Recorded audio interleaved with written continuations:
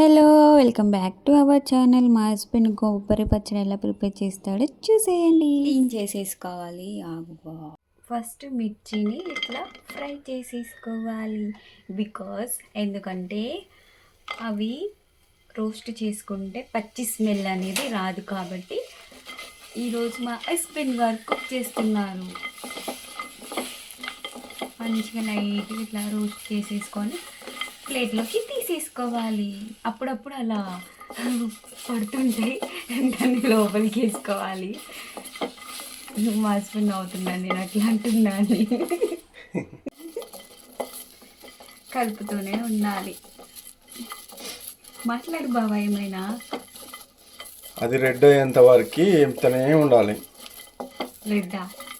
రెడ్గా దూరగా, అది కరెక్ట్. దూరగా అనేది కరెక్ట్. ఇట్లా ఆయిల్ పోసేసి కొంచెం ఆయిల్ పోసేసుకోవాలి. చిటపట పటపట అంటది. అబ్బో, మీలాగానే అంటుంది చిటపట.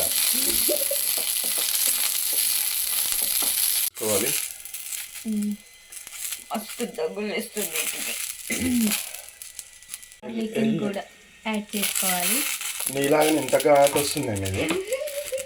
తగినంత జీలకర్ర యాడ్ చేసుకోవాలి.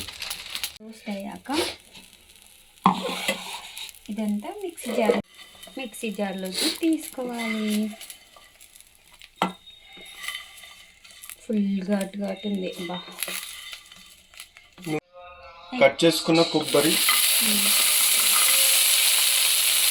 ముక్కలను ఇలా వేయించుకోవాలి. దూరగా అయ్యేదాకా వేపుకోవాలి. అంతే. తగ్గట్టు సాల్ట్ యాడ్ చేసుకోండి.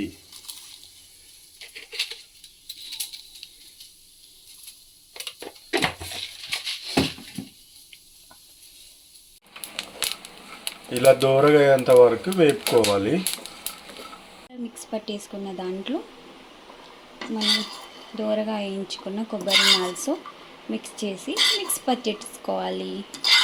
ఇగా ఉంటుంది కాబట్టి ఒక 10 మినిట్స్ వేడి వెళ్ళాక చేయాలి, లేకపోతే మన ముఖం మీద చిల్లుతుంది. సో టేక్ కేర్, ఓకేనా? జాగ్రత్త. పెట్టేశారు. ఫైనల్లీ పచ్చడి ఈజ్ రెడీ. మీకు తినాలని ఉందా? ఇంకా తాలింపు పెట్టలేదు. ఫస్ట్ ఇంకా తాలింపు పెట్టినాక ఆ క్లిప్ కూడా యాడ్ చేస్తే చూసేయండి. ఇది మా హస్బెండ్ చాలా మంచిగా చేస్తాడు కాబట్టి ఎవ్రీ టైం తనే చేస్తాడు. మిర్చి ఇలా చిటపటేంత మాకు మిర్చి యాడ్ చేసుకొని చిటపటేంత వరకు ఉండి